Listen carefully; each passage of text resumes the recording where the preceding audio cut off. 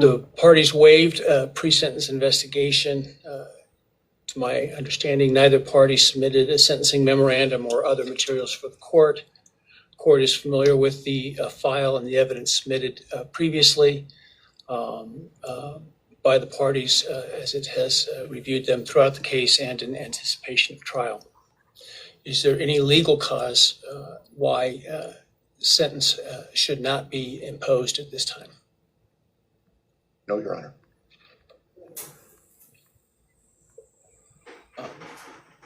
Does the state, before impact statements and arguments, wish to present evidence today?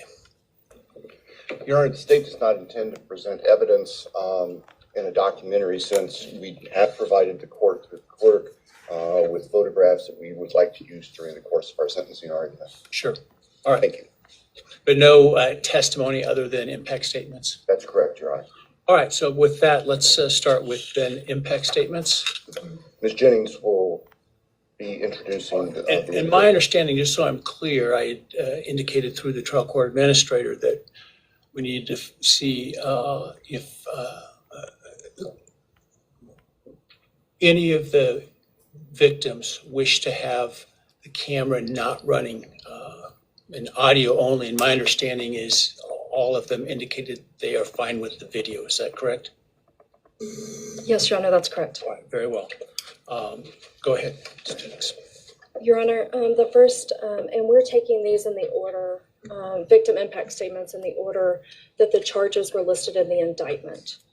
The first charge being burglary. So we will have Bethany Funka's statement, and she has asked that her friend Emily Allant read that statement. All right, any objection to that? All right, very well.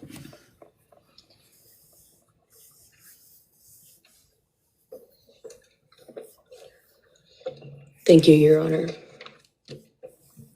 I'll be speaking on behalf of Bethany, and so, yeah, here it reads. My name is Bethany Funk, and I was roommates with Maddie, Kaylee, Xana, and Ethan. I not only lost some of my best friends, but I also lost a sister. Never in a million years would I have thought that something like this would have happened to my closest friends. I thought that we were going to wake up and go upstairs, see them and tell them how they had scared us and that they were going to tease us about how we are constantly scaredy cats. And make jokes about it as we would go to Taco Bell like always. But sadly, that is not what happened and what turned out to be my worst nightmare. When I first woke up that morning, I had no idea what happened. I woke up around 7 with a terrible toothache. So I called my dad, who is a dentist, and he asked what I should do. He told me to take Advil, so I did, and I went back to sleep. I was still out of it and still didn't know what happened. If I had known, I of course would have called 911 right away. I still carry so much regret and guilt for not knowing what had happened and not calling right away, even though I understand it wouldn't have changed anything, not even if the paramedics had been right outside the door.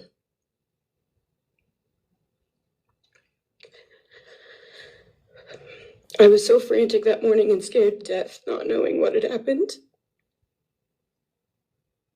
And when I made the 911 call, I couldn't even get out the words.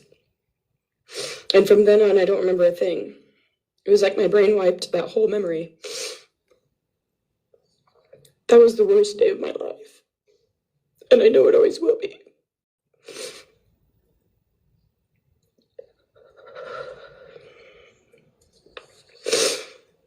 While I was still in shock, trying to process the fact that my friends were truly gone, I had been attacked by the public.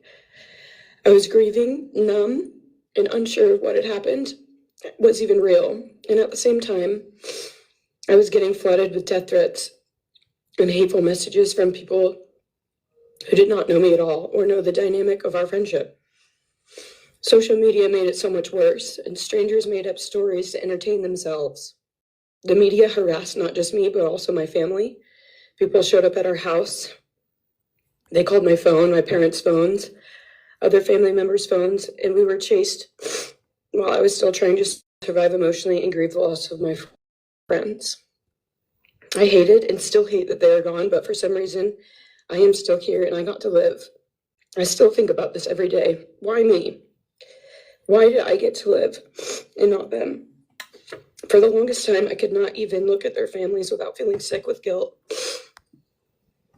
I did not know what to say or what to do. I was terrified that my presence just made their pain worse.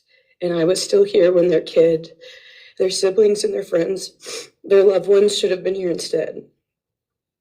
After everything happened, I was afraid to go into my own backyard or alone in my house. I was scared that the person who did this would come for me next. I was always scared that the media would try to catch me at any moment of any day, even when I was just walking around my house. I made my parents close all the blinds during the day so no one could see me even in the slightest chance. I barely left the house, and when I did, I made sure I was never alone. I slept in my parents' room for almost a year. I made them double lock every door, set an alarm, and still check everywhere in the room just in case someone was hiding. And I still check my room every night before, and I double lock it. I have not slept through a single night since this happened. I constantly wake up in panics, terrified. Someone is breaking in, or someone is here to hurt me, or I'm about to lose someone else that I love. The fear never really leaves. For a long time, I could barely get out of bed, but one day I realized I have to live for them. They did not get the chance to keep living, but I do, and I will not take that for granted. So now every day I remind myself to live for them, and everything I do it with them in mind. I am still scared to go out in public, but I force myself to do things because I know that they would want me to keep living my life to the fullest. I am beyond blessed to still be here, and I refuse to take that for granted when they did not get a chance. Our house was not just a house, it was a home. It was where we laughed till we couldn't breathe, make meals, did crafts, binge watch reality shows, played games, and spent lazy days on the couch. It was movie nights, wine nights, morning debriefs, pranks, hot chocolate, cookies, and warmth. I will cherish those memories forever, and I will not let what happened erase how special our home was or how much those memories meant to me. Now I would like to share some bits and pieces of who they were as people and some of the memories that we shared. One of my favorite memories was Halloween, and we all went to Sigma Chi. But instead of partying, we just sat in an apartment, talking and laughing all night long. I do not think I've ever laughed that hard in my life. We did not care about the party, we were just happy to be with each other. Xana was 1 in a million. She was the life of the party.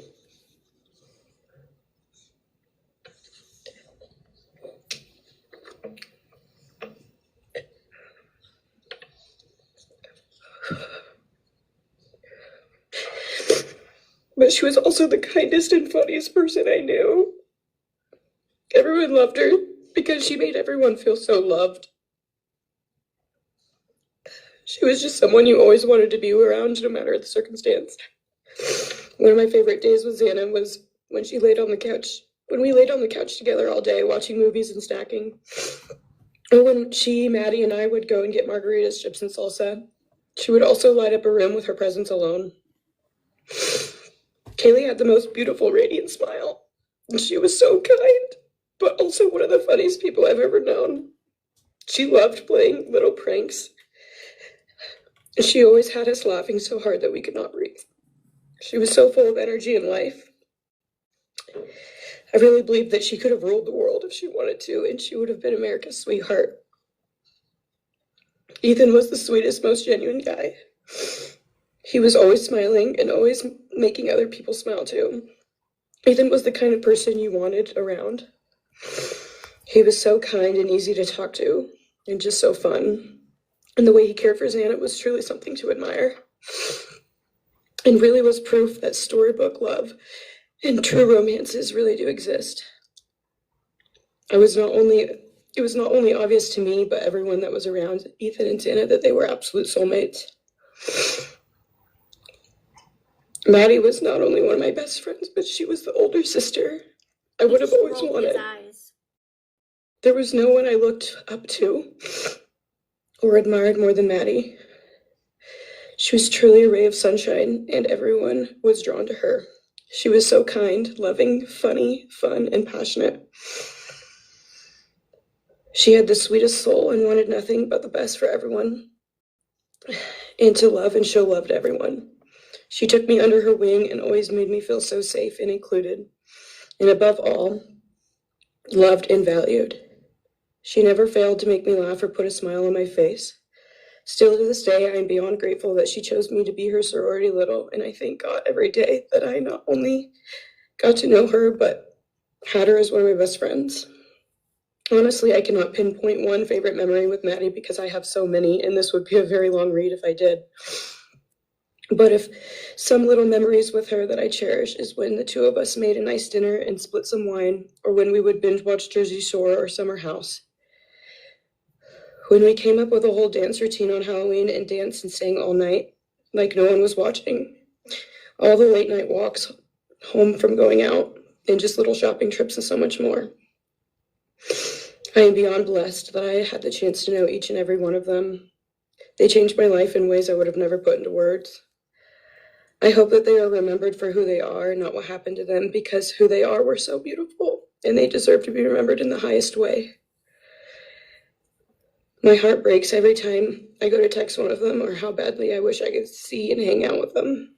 And then I remember I cannot. I will never be able to again. But I still talk to them in my prayers every single night, and I always will. I wish more than anything I could hug them one last time. And I wish I could tell them how much I love them. And even though I cannot, I still tell them every night. I will keep living for them as long as I am lucky enough to still be here. And they were all truly one of a kind, and they will be in our hearts forever and always. So far, I've seen an eye roll, a Okay, smirk, please and him convey, shaking his to, chair. He's enjoying Bethany, this. my appreciation for her courage, and I hope that she heals. Next is Dylan Mortensen. We're asking for some accommodations for Ms. Mortensen and that she be allowed to sit in my seat. Sure. Now we have Dylan's statement, guys.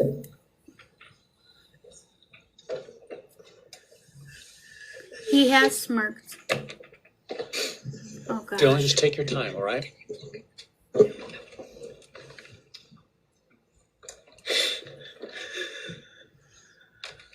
He's enjoying this.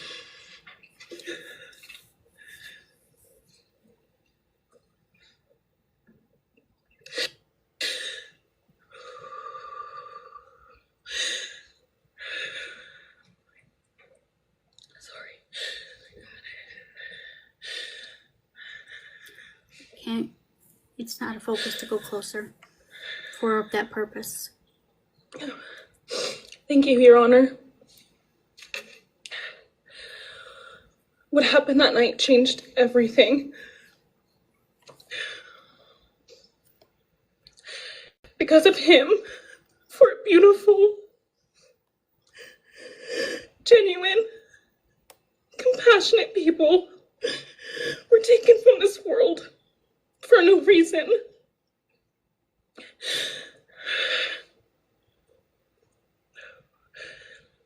He didn't just take their lives. He took the light they carried it into every room. He took away how they made everyone feel safe, loved, and full of joy. He took away the ability for me to tell them that I love them and that I'm so proud of them. He took away who they were becoming and the futures they were going to have. He took away birthdays, graduations, celebrations, and all the memories that we were supposed to make. All of it is gone. And all the people who loved them are just left to carry that weight forever. He didn't just take them from the world. He took them from me, my friends, my people who felt like my home, the people I looked up to and adored more than anyone. He took away my ability to trust the world around me. What he did shattered me in places I didn't know could break. I was barely 19 when he did this. We had just celebrated my birthday at the end of September. I should have been figuring out who I was. I should have been having the college experience and starting to establish my future. Instead, I was forced to learn how to survive the unimaginable. I couldn't be alone. I had to sleep in my mom's bed because I was too terrified to close my eyes. Terrified that if I blinked, someone might be there. I made escape plans everywhere I went. If something happens, how do I get out? What can I use to defend myself? Who can help? Then there are the panic attacks. The kind that slam into me like a tsunami out of nowhere. I can't breathe. I can't think. I can't stop shaking.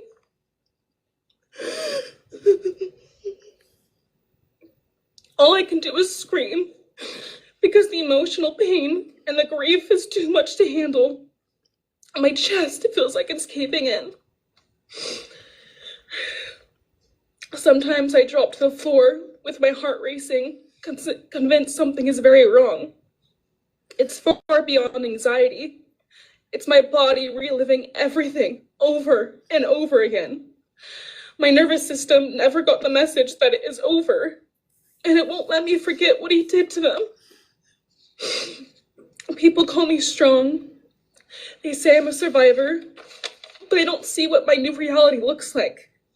They don't see the panic attacks, the hypervigilance, the exhaustion, the way I scan every room I enter, the way I flinch at sudden sounds. They don't know how heavy it is to carry so much pain and still be expected to keep going, and that's because of him. He stole parts of me I may never get back. He took the version of me who didn't constantly ask, what if it happens again? What if next time I don't survive?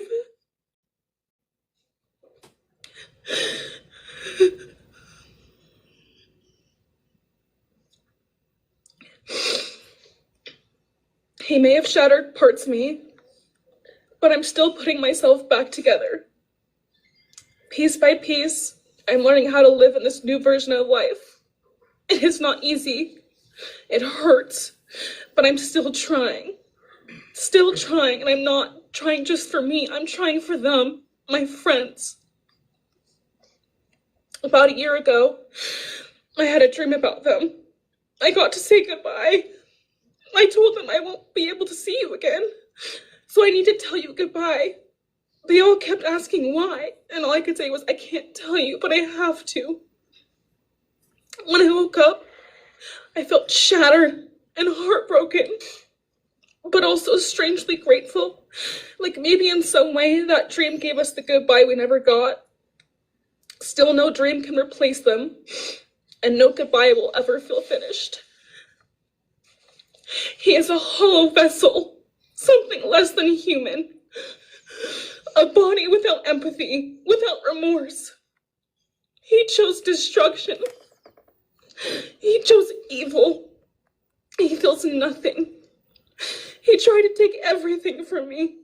My friends, my safety, my identity, my future. He took their lives, but I will continue trying to be like them, to make them proud. Living is how I honor them. Speaking today is to help me find some sort of justice for them. And I will never let him take that from me. He may have taken so much from me, but he will never get to take my voice. He will never take the memories I had with them. He will never erase the love we shared, the laughs we had, or the way they made me feel seen and whole. Those things are mine. They are sacred, and he will never touch them. I get to feel sadness. I get to feel rage. I get to feel joy even when it's hard. I get to feel love even when it hurts. I get to live. And while I will still live with this pain, at least I get to live my life. He will stay here, empty, forgotten, and powerless. Jill, thank you so much for your courage. I appreciate it. Yes, he did look like he was getting off on it 100%, yes. And I can't change the way it looks, you guys.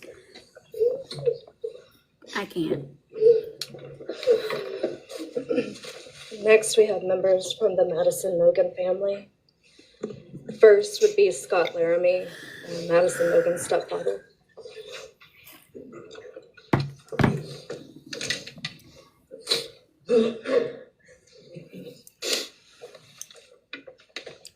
He is enjoying this.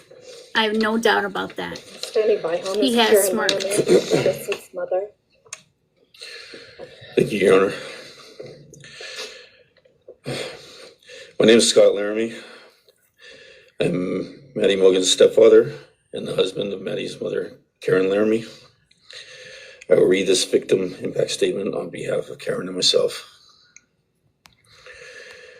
Maddie was our gift of life, our purpose, and our hope. Maddie quickly became Karen's joy, identity, and purpose in life. I joined Maddie's life when she was 2.5 years old. Experience transformed me into a life of joy, love, and family. Maddie was bright, beautiful, kind, empathic. She listened carefully to others and was observant, seeing and caring about the hearts and the minds of all she encountered. She loved music and music festivals. She had a wonderful sense of humor. She excelled in school. She was an easy child to raise, almost never requiring discipline, and almost always giving us parental joy. One time Karen remembers disciplining Maddie as a little girl. Maddie responded, "You broke my heart," which of course melted ours. She had a keen wit, even at that young age. As she transitioned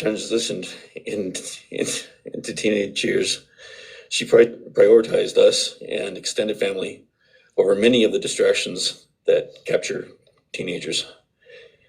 She showered us with her presence and love at family events, barbecues, picnics, birthdays, holidays, and others.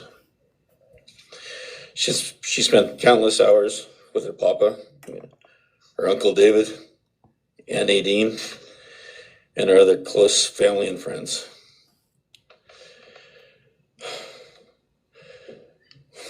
This world was a better place with her in it.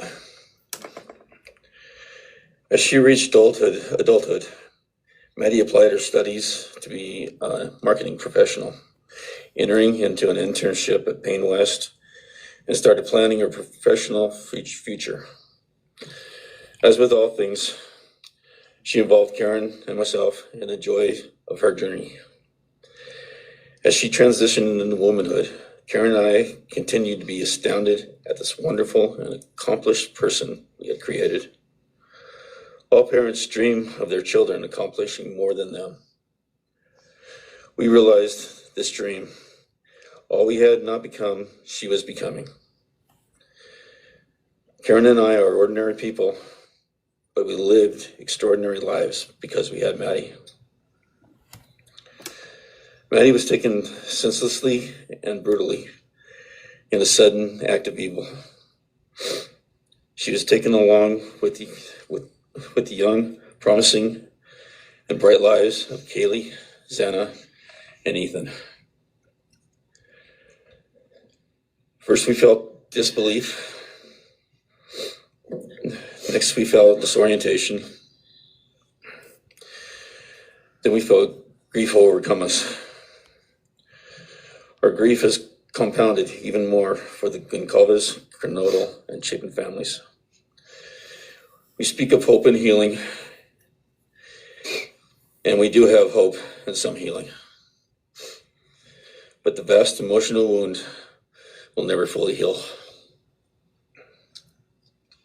Since Maddie's loss, there's emptiness in our hearts, home, and family, an endless void. After losing her mother in a car crash, Karen took years to grieve and recover. The feeling that her life with Maddie and Abe was perfect helped her to start to heal. Now, this is no longer perfect. After Maddie's loss, Karen felt like she was spinning out, emotionally collapsing into anxiety and depression. She sometimes asks, how am I supposed to go on when I've lost my favorite person in the world? I felt the same, and we continue to struggle. The loss of Maddie has impacted so many beyond our family. Her second family is her sorority sisters who grieve alongside us. She has so many close friends who suffer from her loss. We will continue to be her loss will continue to be felt by the Vandal community, including Vandal Solutions on campus, where she volunteered her time for others.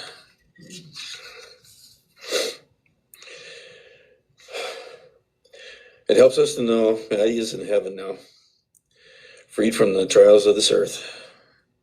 We, however, continue to live on without the grace and support of her presence. We will grow old without our only child, our bright, beautiful friend and daughter. In the end, there are no words that can accurately capture the devastation of losing Maddie. We will endure, and we will go on. For Maddie, we will not let our grief consume us. For Maddie, we will continue to love and care for our family and friends, including the families of Kaylee, Santa, and Ethan. We will remain united with them. We can only hope that others out there suffering similar losses can look to us and see that we can overcome hatred, darkness, and evil. We know the law allows us to comment on the defendant and his sentence. As for his sentence, we support the plea agreement. Society needs to be protected against this evil. As for the defendant, we will not waste words, nor will we fall into hatred and bitterness. Evil has many faces, and we now know this, but evil does not deserve our time and attention. We are done being victims. We are taking back our lives. We will turn our time, talents, and attention to hope, healing, and helping others, and to the future. We invite all those who have suffered with us on this to join us in our journey. We can make this world a better place. We can move on from tragedy. Adversity will visit us, evil will visit us, but we will overcome. We can and will endure. Karen and I express our gratitude to Your Honor and to the prosecution team for allowing us the opportunity to make this statement. Thank you. If I switch, Thank you we so might much for miss your something. I know courage, you guys are and saying I'm they so have. sorry for your loss. I know you people are saying there's other there's like 4 on them. That will make everything that we see smaller. So if I switch, there's a chance we will miss something, guys. And it would make it smaller.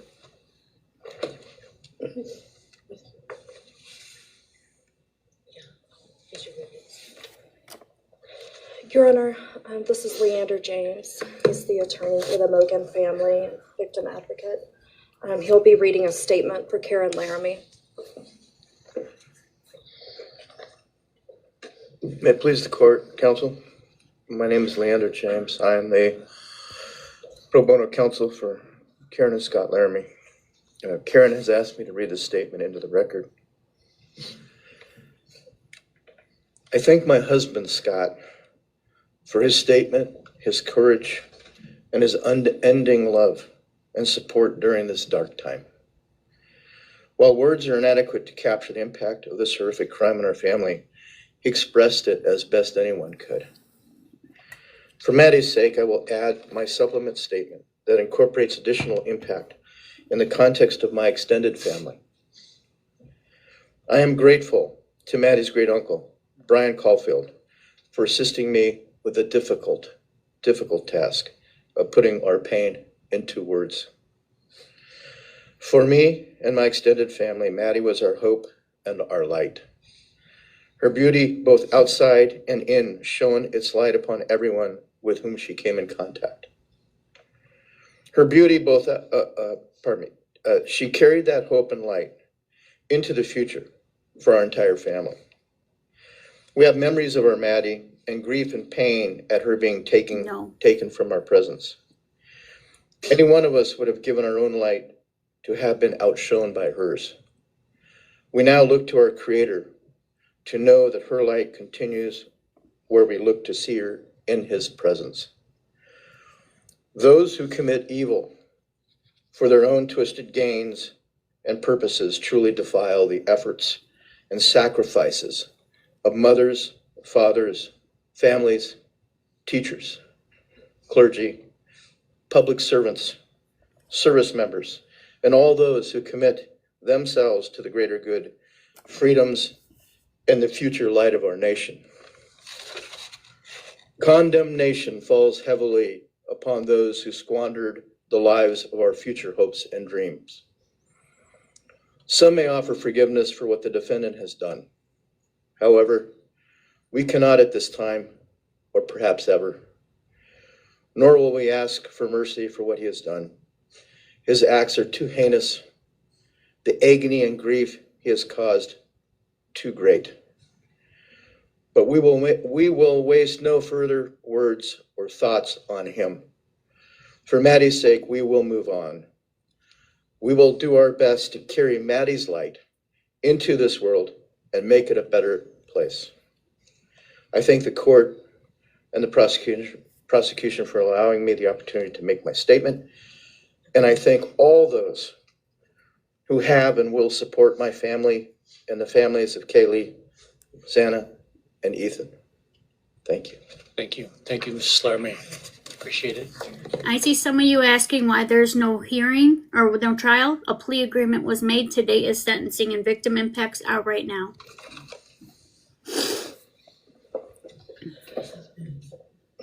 Next is Ben Mogan, the father of Maddie Mogan. Yes, of course. Actually, Your Honor, it'll be Kim Cheeley, the grandmother of Maddie Mogan.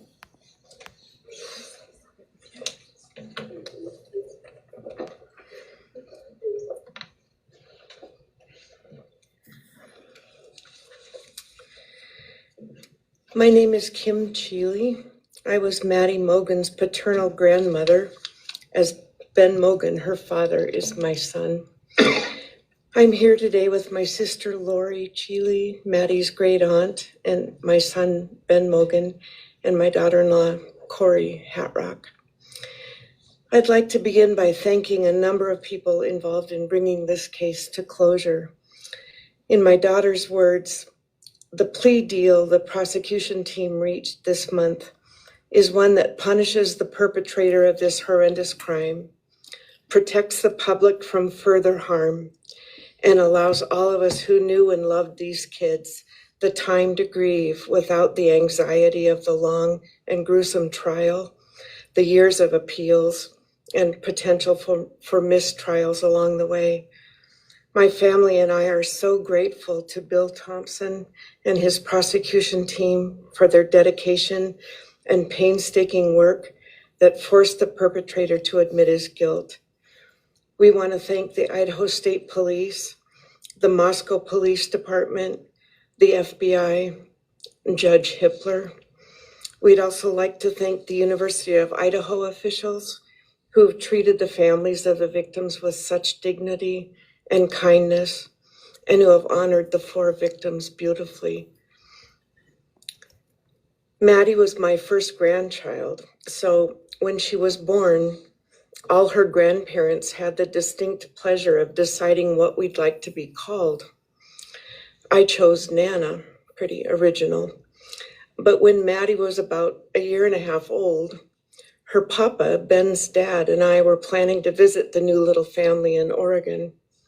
Maddie didn't have an extensive vocabulary at the time, but for some unknown reason, she called bananas ba-deedle-deedles. When Karen and Ben told her Nana was coming to visit, she figured, I say deedle-deedle for that word. So I became Deedle-Deedle, shortened to Deedle when she was about 6 or 7, and I was Deedle all her life. I don't think her stepdad, Scotty, ever knew my given name was Kim.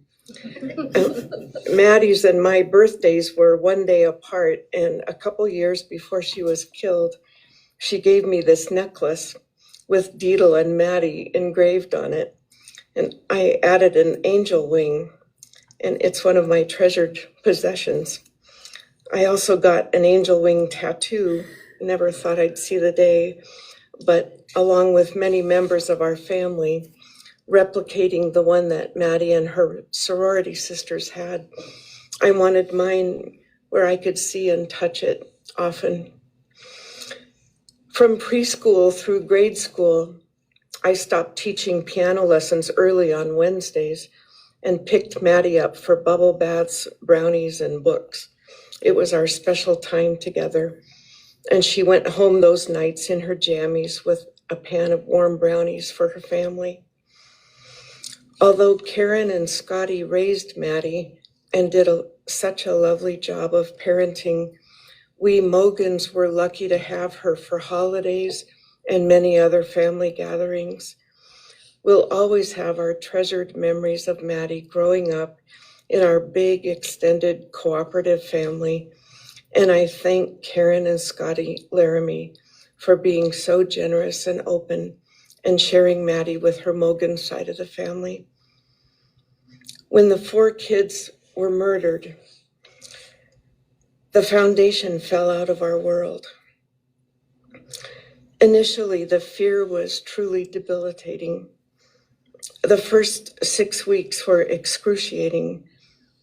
Despite the vigils, memorials, candlelight gatherings of students, friends, family, community members. After the arrest in the past 2.5 years, my family has lived with grief, with the effects of traumatic grief, of which I was blissfully unaware before all of this. I now have a stack of books on grief. I've attended grief classes at hospice. I've tried EMDR, a technique that helps replace disturbing visions with something more comforting. My son Ben, his 2 sisters, Maddie's aunts, and I have all experienced depression and anxiety and sleep disturbance, requiring medical intervention at times. We've all sought counseling off and on. The struggle with media attention was extremely difficult, especially for Ben. No one should live through the violent murder of one's child. Some days it's beyond me how the parents of these kids are still upright. I'm thankful for the strong families and communities that are supporting the survivors. At the time, I could think of only 2 blessings surrounding the horrific murders. One was that Ben was living with my partner Tom and me at the time, and that we could support each other emotionally through it all. Sadly, Tom died a year ago of a rare brain cancer, and he won't be here to see justice served. He was our family's rock, and we all miss him every day. A second blessing is that my mother died of COVID several months before the kids were killed, and she didn't have to live through the horror. It was difficult to identify blessings. So we've all lost our dear child and a future with her.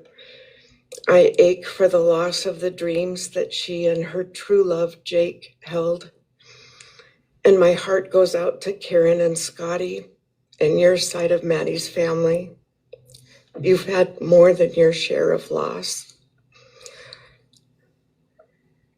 My heart aches for the kids' roommates and the families of the other victims, and also the family of the perpetrator.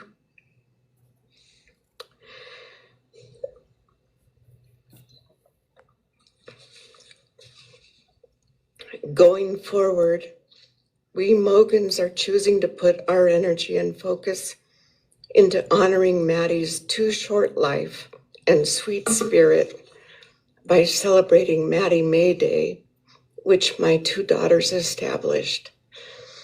On May 25th each year, Maddie's birthday, we encourage folks to do random acts of kindness in Maddie's name. In my daughter Katie's words, may we all protect our peace in whatever way possible, unite in community, and focus on joy. Please do an act in kindness in Maddie's honor during this week, so a glimmer of Maddie's light may live on. Thank you. Thank you, and I appreciate your courage, and bless you and your family. Thank you.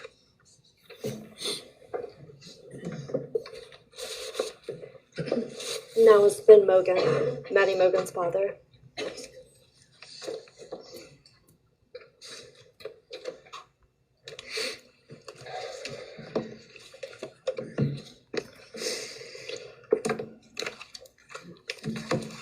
I'm Benjamin Mogan. I'm Maddie's dad. And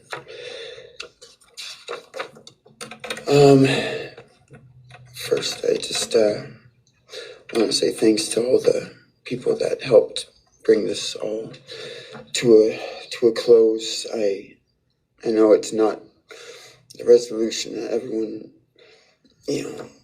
wanted, but I think that that everyone worked so hard, and we really appreciate all their efforts. It was such a hard thing to go through for everybody.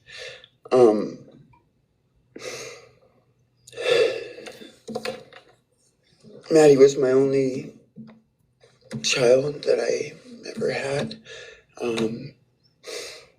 She's the only great thing I ever really did, and the only thing I was really ever proud of. And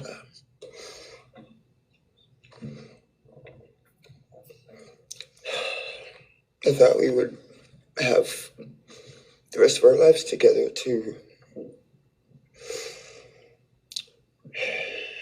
be together and know each other, and I took for granted the times, she was in college, and I thought, oh, well, we'll have the rest of our lives to just do all the stuff that we're supposed to do, and she was just about done. She actually earned all of her credits for her college degree, and Karen and Scotty and I got to go and get her diploma that she actually earned, and she served every bit of that. And but I thought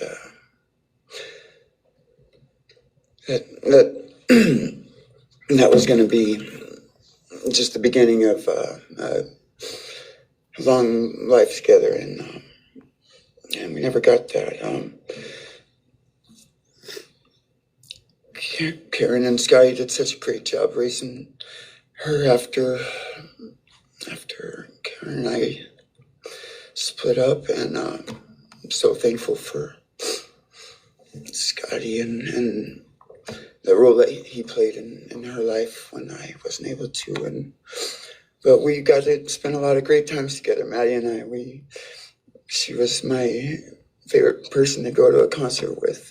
We got to see some fun shows together, and I told her, if there's ever a show that you want to go to, let me know, and I'll get you tickets for you and your friend, or if we want to go together, we'll make it happen. And my favorite memory with her was when the Mac Miller show sold out here in Spokane, and everyone wanted tickets, no one could get them, and on the last day before the show, they did a radio thing, and I got 4 meet and greet tickets for Maddie and her friends and me to go and see the show, and that was her favorite artist at the time, was Mac Miller, and he's gone now too, and my little cousin Zach drove us all there that night, and he's gone too, tragically, and anyway, the last thing that she ever wrote to me was this Father's Day card, and I'm so glad I still have it. I'm just going to read what she said. It says, "Happy Father's Day. I hope you have the best day. I can't wait till we can hang out again soon. I'll be in Coeur d'Alene, 624 to 74. Hopefully we can find a time then. I loved your birthday card that you sent me, by the way. Maybe we can see a concert sometime soon. I'd love to see the gorge when it's not so smoky out. I hope you're doing well. I'm proud of how far you've come. Thank you for always encouraging me to do my best. Love you lots and lots. Love, Maddie May." She did encourage me to not just to do my best, but to live on. I went through a lot of issues with addiction and with substance abuse, and when I wasn't wanting to live anymore, she was what would keep me from just not caring anymore, and knowing that she was out there and that she was just such a beautiful person kept me alive a lot of rough moments, and I'm so glad that she was able to meet Jake. He was the only one that actually ever got to take her to the gorge. They went and saw Watershed together, and they had a heck of a time. So I'm glad she got to. That's a really special place for me, and she always wanted to work out there with me in the summer sometime. She never got to, but at least she got to see it once with Jake. He was such a great guy. He is such a great guy. And I really wanted to see what a future with them would have looked like. I'll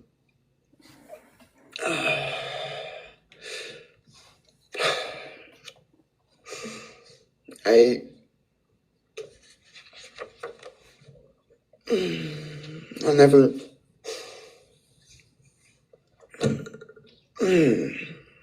be able to replace her. I wrote a bunch of stuff. I just don't know what to say right now. I just miss her so much, and I just love her more than anything. And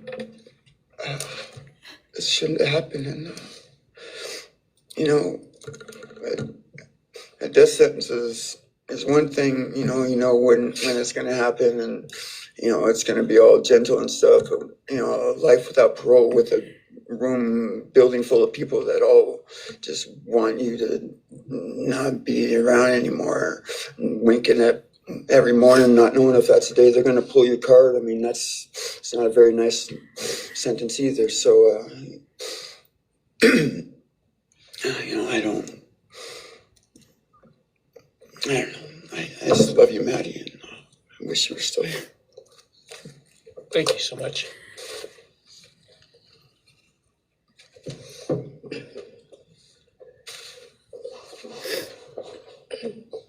Your Honor, next would be members from the Kaylee Gonsalves family. First will be her father, Steve Gonsalves.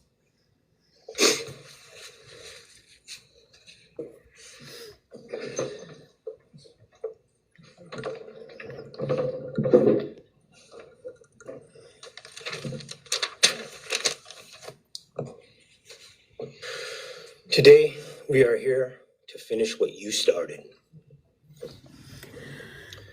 Today, you've lost control. Today, we are here to prove to the world that you picked the wrong families. The wrong state, the wrong police officers, the wrong community. You tried to break our community apart. You tried to plant fear. You tried to divide us. You failed. Instead, your actions have united everyone in their disgust for you. I just learned from these lead investigators, to their shock, they worked in an investigation and actually worked with Pennsylvania police officers and the federal FBI. You united everyone. Everyone was united after you. None of us are divided. We are united in our disgust and our love for these children. Today you have no name. Because when this all started, we all came together and we said, let's stop even talking about his name and just use initials. So even the media just calls you BK. That's all you are. Looking back when the police officers knocked on my door, told me what happened to my child, told me what happened to Maddie Mae, I don't think he was even out of the driveway before my kids turned around, looked at me and said, what do we do, Dad? I told them, you get to work. You get your ass to work. And we started calling, we started texting, we started emailing. And you know what? Within hours, we had your white car on the camera. We knew from the very beginning we had you. Police officers tell us within minutes they had your DNA, like a calling card. You were that careless, that foolish, that stupid. Master degree, you're a joke, complete joke. But we took this disaster and we did what we could. We put everything online. We took our kids, we took our images, we took everything that they did, their videos, their photos, the girls' pranks, Ethan singing. We put it out there, we shared it with the world. And the world united. And all they ended up, when they talked about this case, is they talked about Kaylee Jade, Maddie Mae, Xana, and Ethan. Everything what these people meant to us, a father, a mother, a brother, a sister, we shared that with our community. Then we shared it with our state. We shared it with the country. And eventually we shared it with the world. The world's watching because of the kids, not because of you. Nobody cares about you. You're not worth the time, the effort to be remembered. In time, you will be nothing but two initials forgotten to the wind. No visitors, nothing more than initials on an otherwise unmarked tombstone. From this moment, we've all started. From this moment, we will forget you. We want to, I'll leave in closing one last thing. You picked the wrong family, and we're laughing at you on your trip to Penn. That will be today or tomorrow. I'll close with, God bless all the men and women that worked on this case and all the hard work that you guys did. You guys allowed us to grieve and allowed us to get through this. The amount of work that you guys put together and the way that you guys put it together was beautiful. There was hard times to be expected, but thank you all. God bless. Thank you.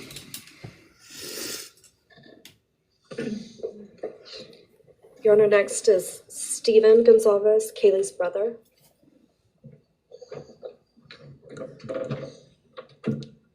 Stephen's actually gonna pass. I'm gonna go. Olivia Gonzalez, Kaylee's sister.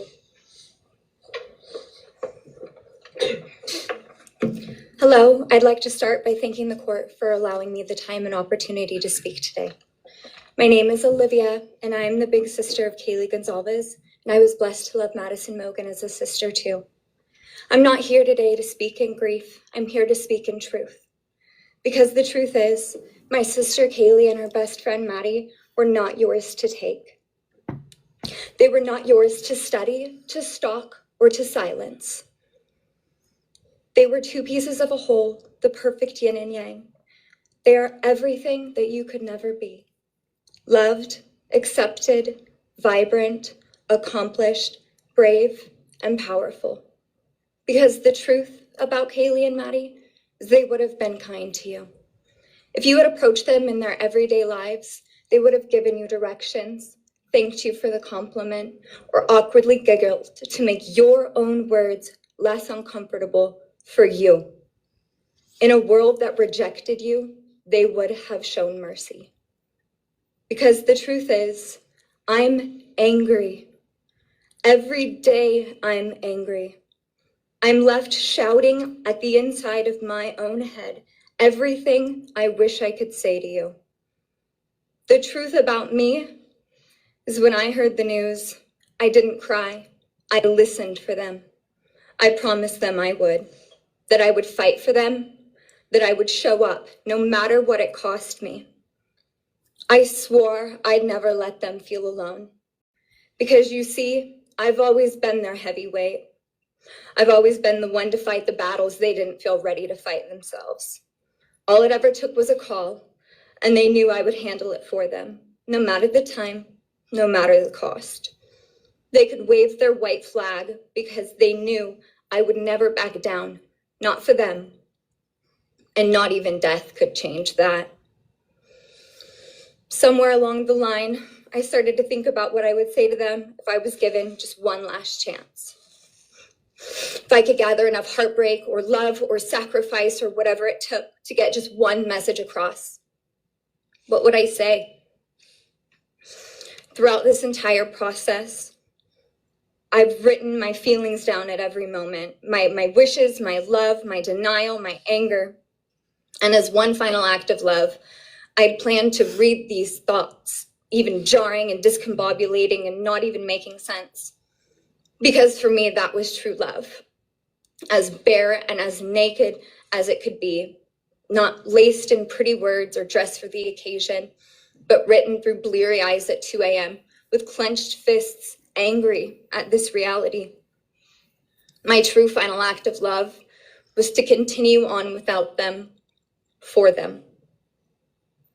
That dream to read aloud my love to them, to bring meaning through pain, was the latest blow in realizing you don't deserve it. And Kaylee and Maddie don't need it. Kaylee and Maddie have always known my love, and they would never ask me to prove it by further victimizing myself to a defendant who has shown no guilt, no remorse, no apprehension. They would say to me, why would you give the satisfaction of showing vulnerability now? You promised you would never back down. And for that clarity, I'm thankful. I won't stand here and give you what you want. I won't offer you tears. I won't offer you trembling. Disappointments like you thrive on pain, on fear, and on the illusion of power. And I won't feed your beast. Instead, I will call you what you are. Sociopath, psychopath, murderer. I will ask the questions that reverberate violently in my own head, so loudly that I can't think straight most any day. Some of these might be familiar, so sit up straight when I talk to you. How was your life right before you murdered my sisters? Did you prepare for the crime before leaving your apartment? Please detail what you were thinking and feeling at this time. Why did you choose my sisters? Before making your move, did you approach my sisters? Detail what you were thinking and feeling. Before leaving their home, is there anything else you did? How does it feel to know the only thing you felt more miserably at than being a murderer is trying to be a rapper. Did you recently start shaving or manually pulling out your eyebrows? Why November 13th? She's cut off. Did you truly think your Amazon purchase was untraceable because you used a gift card? How do you find it enjoyable to stargaze with such a severe case of visual snow? Where is the murder weapon? The clothes you wore that night? What did you bring into the house with you? What was the second weapon you used on Kaylee? What were Kaylee's last words? Please describe in detail the level of anxiety you must have felt when you heard the Bearcat pull up to your family home on December 30th, 2022. Which do you regret more? Returning to the crime scene 5 hours later, or never, ever going back to Moscow, not even once, after stalking them there for months? If you were really smart, do you think you'd be here right now? What's it like needing this much attention just to feel real? You're terrified of being ordinary, aren't you? Do you feel anything at all? Or are you exactly what you always feared? Nothing. If you're so powerful, then why are you still hiding, defendant? You see, I'm here today as me. But who are you? Let's try to take off your mask and see. You didn't create devastation. You revealed it in yourself. And that darkness you carry, that emptiness, you'll sit with it long after this is over. That is your sentence. And it was written on the wall long before you ever pled guilty. You didn't win. You just exposed yourself as the coward you are. You're a delusional, pathetic, hypochondriac loser who thought you were so much smarter than everybody else. Constantly scolding, turning your nose up to grammar mistakes, nitpicking and criticizing others. You wanted so badly to be different, to be special, to be better, to be deep, to be mysterious. You found yourself thinking you were better than everyone else, and you thought you could figure out the human psyche and see through it, all while tweaked out on heroin. Lurking in the shadows made you feel powerful because no one ever paid you any attention in the light. You thought you were exceptional, all because of a grade on a paper. You thought you were elite because your online IQ test from 2010 told you so. All of that effort just to seem important. It's desperate. There is a name for your condition, though. Your inflated ego just didn't allow you to see it. Wannabe. You act like no one could ever understand your mind, but the truth is you're basic. You're a textbook case of insecurity disguised as control. Your patterns are predictable. Your motives are shallow. You are not profound. You're pathetic. You aren't special or deep, not mysterious or exceptional. Don't ever get it twisted again. No one is scared of you today. No one is intimidated by you. No one is impressed by you. No one thinks that you are important. You orchestrated this like you thought you were God. Now look at you, begging a courtroom for scraps. You spent months preparing, and still all it took was my sister in a sheath. You worked so hard to seem dangerous, but real control doesn't have to prove itself. The truth is, the scariest part about you is how painfully average you turned out to be. The truth is, you're as dumb as they come. Stupid, clumsy, slow, sloppy, weak, dirty. Let me be very clear. Don't ever try to convince yourself you mattered just because someone finally said your name out loud. I see through you. You want the truth? Here's the one you'll hate the most. If you hadn't attacked them in their sleep, in the middle of the night, like a pedophile, Kaylee would have kicked your fucking ass. Thank you. Thank you.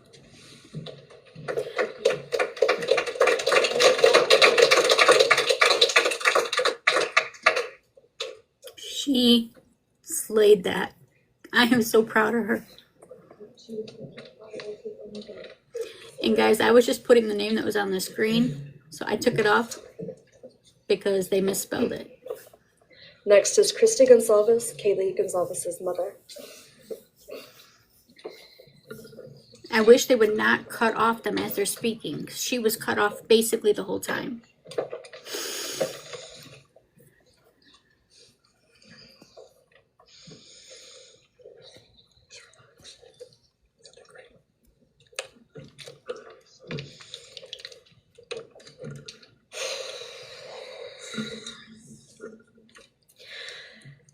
Thank you, Your Honor. I never imagined having to speak to someone so devoid of humanity. For a long time, I didn't think I'd find the words low enough to meet you where you are. But now I realize this isn't about you. It's about what you've done to me, and I need you to hear it. When you murdered my daughter, Kaylee J. Gonzalez, you didn't just take her life, you shattered others. You attacked what you could never be, and in doing so, you left a trail of devastation far beyond that house. You stole my peace. You've altered my every waking moment, every sleepless night, the way I view the world, people, safety, trust. It's all been changed by your cruelty. I no longer recognize parts of myself. Joy is harder to find. Laughter feels foreign. The world moves forward, but I'm suspended in a place of sorrow and rage. You've taken from me something that can never be restored. The grief sits with me every day, some days quietly, and other days so loud it drowns out everything else.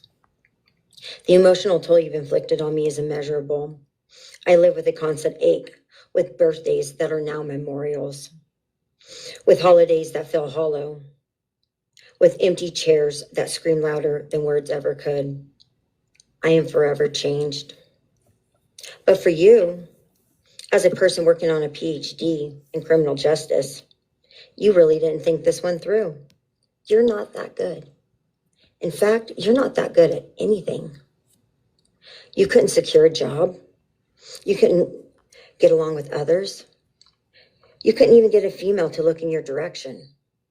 All because you are pathetic. Now you're a joke in this courtroom. I wish I could crown you with a jester hat to complete your orange jumpsuit clown look. A dead killer doesn't kill again. So while I'm disappointed the firing squad won't get to take their shots at you, I'm confident that the men in prison will have their way with you in more ways than one. You will finally get what you wanted, physical touch. Just probably not how you were expecting it. See, you haven't beat the system. You've simply entered a new one, where the rules are cruel and the consequences will never end.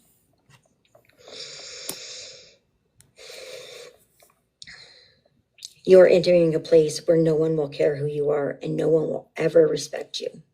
You will be forgotten, discarded, used, and erased. You will always be remembered as a loser, an absolute failure. And when those prison doors slam shut behind you, I hope that sound echoes in your heart for the rest of your meaningless days. I hope it reminds you of what we all already know. You're nothing.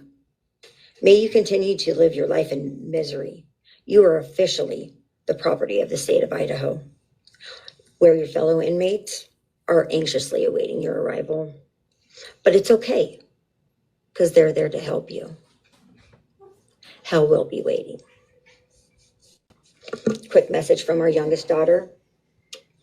Aubrey wanted to say, you may have received A's in high school and college, but you're going to be getting big D's in prison. Thank you.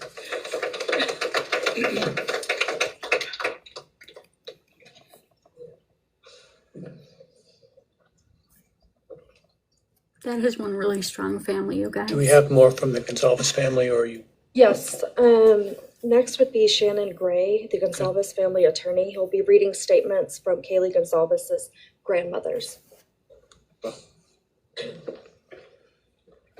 Morning, Your Honor. Shannon Gray, the attorney for the Gonzalez family. I actually have 3 statements, one from her aunt and 2 from her grandparents. This is from her aunt, Tammy Butts. You, in the cloak of darkness, made a decision to turn our whole family's world upside down forever. You, in the cloak of darkness, took our Kaylee J. Gonzalez away from us all without hesitation. Never have you shown any remorse or regret.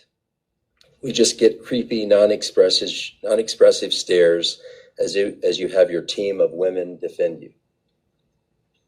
Kaylee was a strong, kind, fun-loving, caring person, and she will greatly be missed by all her family and friends for the rest of our lives. She had goals in life that you took from her and us. We lose on watching her enjoying her life, working hard and building the future she wanted. She was ready to start that after college life. You, in the cloak of darkness, took it all away. You left us without her future wedding, her future children that she would have added to our family. No more talking to her on the phone, going for a coffee, celebrating holidays. It's all gone. You, in the cloak of darkness, gave each and every one of Kaylee's family members their own lifetime sentence.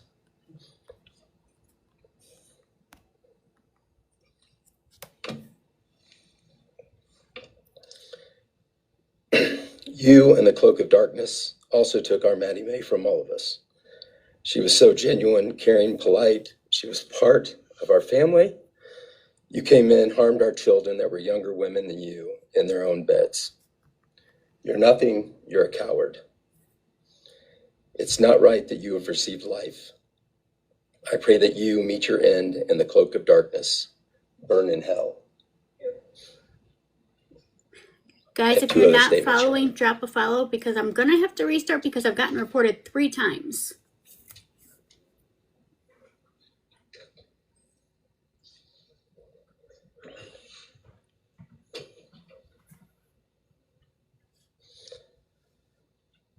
For bullying This and is harassment. Linda Lucan's statement. This is Kaylee's grandmother. I really don't know how to address something so inhumane, but I will try. Nothing in the past 2.5 years has made any sense. All I get is you cowardly went into a home at night, filled with what I'm sure you thought was all sleeping girls, and went on a vicious killing spree for no other reason but to appease your demonic urges. You took my granddaughter Kaylee from us, plus 3 other beautiful lives. You took my granddaughter Kaylee, beautiful, sweet-souled, doll-faced Kaylee, who was getting ready to start her amazing life, who had such a bright future, who was loved by so many, who you were so envious of. She had a life you could never have. You are so beyond human. You're definitely a demon from hell. I truly wish your punishment would be the same death you inflicted on our kids. But I think you will meet some new friends in prison who will be there just to help you. Thumbs up.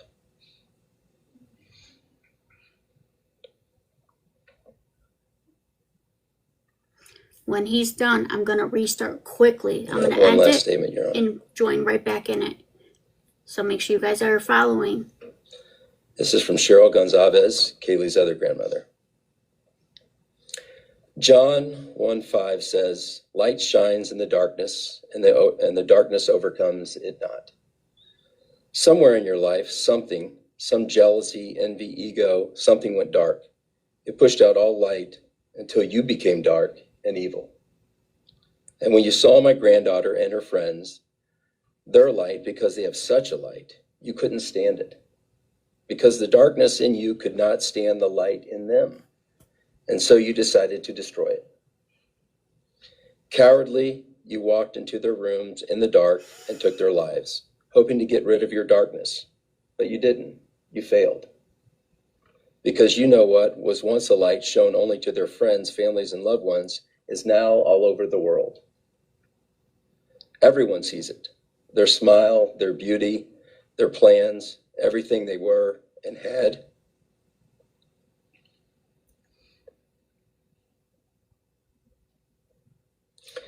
And you think you put a close to it, even that, but you didn't, because they still exist. They are still light. They are still beautiful. You can never take that away. They will always be in the light of all eternity. And you will be in the darkness because you could not overcome it. You failed. I want you to be gone, more than gone. I want you to be cast out. Cast out from my life, from my family, from this earth. I will not allow your hatred to penetrate into my own soul. You did not get that power. You are evil, and in the end, evil is eradicated. You didn't take Kaylee's light, you spread it into the world. Thank you, Your Honor. Thank you. Restarting.